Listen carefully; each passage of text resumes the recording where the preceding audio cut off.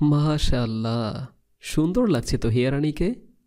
অভিক তাহিয়া রূপের প্রশংসা করেনি তো পড়বে, প্রশংসাটা করাটা বোধহয় দায়িত্বের মাঝে পড়ে না।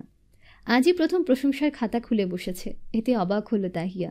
অভিকের প্রশংসাটা ওর অপ্রত্যাশিত ছিল। লোকটা আজ একেবারে নতুন রূপে হাজির হয়ে অবাক করে চলেছে ওকে। আজ কি ওর অবাক হওয়ার দিন? হয়তো বা। তাহিয়া লাজুক হাসল, ব্যাগের জন্য এগুলো কেবিনেটের দিকে। অভিক গেল ড্রেসিং টেবিলের সামনে, নিজেকে আয়নার দেখে নিল একবার।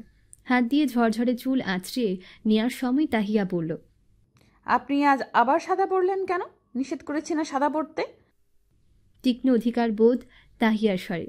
অভিক থামল, হাত নামালো মাথা থেকে। সবুজ গেবার্ডিন প্যান্টের পকেটে হাত গুজে এগিয়ে গেল তাহিয়ার দিকে, ভ্রু ঝাঁকিয়ে রগর স্বরে তাকালো, বলল, আমাকে সাদা শার্টে দেখলে নাকি বউয়ের খেয়াল এদিক ওদিক হয়।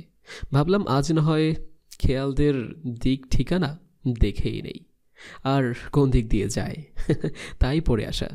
স্ত্রীর খেয়াল রাখার সাথে সাথে স্ত্রীর খেয়াল রাখাটাও স্বামী হিসেবে আমার দায়িত্ব। থেমে বলল, আজ নির্দ্বিধায় তোমায় খেয়ালের মানচিত্র আমায় দেখতে পারো, আর ট্রাস্ট মি, আমি কিছু মনে করব না, সায়টায়ও দিতে পারি। ঠোঁটের কোণে অর্থবহ হাসি। অভিকের কথার সারমর্ম বুঝতে কিছুক্ষণ সময় লাগলো তাহিয়ার। বুঝে উঠতেই কাঁচুমাচু করে উঠল। ক্লাসে দেওয়া মেসেজের সূত্র ধরে পেঁচিয়ে ধরেছে লোকটা। কি সব ইঙ্গিত দিচ্ছে বদলোক। অভিকের সামনে থেকে সরে এলো তাহিয়া, ব্যাগে ফোন ঢুকিয়ে বলল, আপনি হঠাৎ অন্যরকম বিহেভ করছেন কেন? অভিক রুম থেকে বেরোতে বেরোতে জবাব দিল, কারণ আমার বহু প্রতীক্ষিত বসন্ত যে এসে গেছে। অভিক চলে গেল। তাহিয়া হতভম্ব হয়ে দাঁড়িয়ে রইল। অভিক কি বলে গেল? বহু প্রতীক্ষিত বসন্ত? এর অর্থ কি দাঁড়ায়? অনুভূতি অভিকের পক্ষ থেকেও ছিল। সে তাহিয়ার পক্ষ থেকে আসা বসন্তের অপেক্ষা করছিল। বসন্ত একদিকে নয়, দুদিকেই এসেছে। অভিকের বসন্ত আগেই এসেছিল ভাবতেই খুশিতে আত্মহারা হয়ে গেল তাহিয়া। এতটা খুশি বোধহয় ইতপূর্বে হয়নি সে। আকস্মিক খুশিতে প্রশ্নবোধক চিহ্ন যোগ হলো।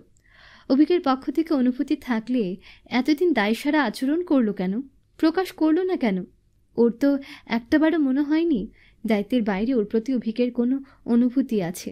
কিভাবে ঢেকে রেখেছে লোকটা? আর কেন? প্রশ্নদের উত্তর মেলানো বাধ্যতামূলক। যেতে যেতে জিজ্ঞেস করবে বলে সিদ্ধান্ত নিল। উত্তর না পাওয়া অবধি শান্তি পাবে না।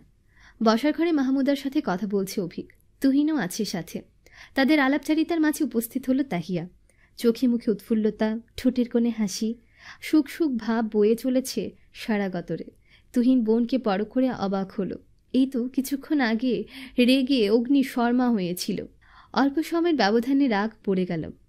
রেগে থাকা ব্যক্তির সাথে ঘুরতে বের হচ্ছে, তাও কি হাসি খুশি ভাবে। আবহাওয়া এত দ্রুত বদলে গেল কিভাবে?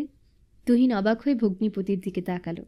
মাহমুদার সাথে কথা বলার ফাঁকে তুহিনের দিকে তাকিয়ে মৃদু হাসল অভিক।